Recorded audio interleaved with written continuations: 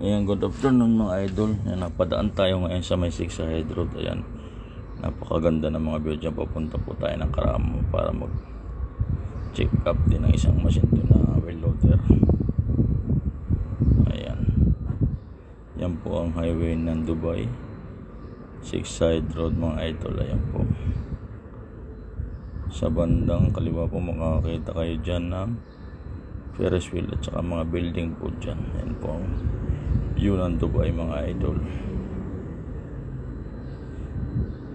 Hindi ba napakaganda? Ilang linya po yan? Halos 8 po yan na linya. Isa sa kabila and 8 rin sa kabila. Ayan mga idol, di ba? Napakaganda at napakalinis ng daan mga idol.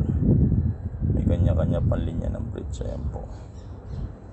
Ayan naman po sa may business area naman po dyan. Dyan po malapit yung Burj Khalifa na tinatawag mga idol. Ayan, shout out everyone mga idol. Ingat palagi tayo kung saan man tayo naroon. Ayan,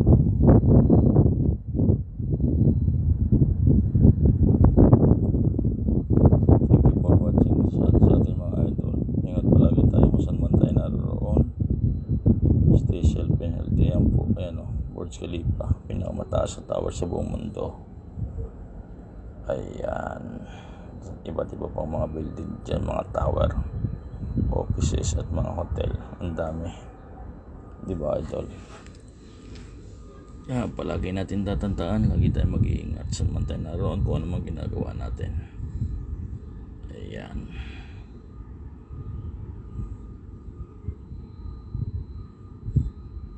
di ba?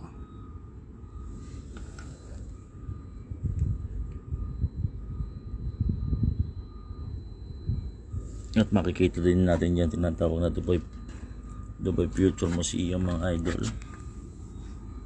Makikita din natin dyan sa lugar na yan.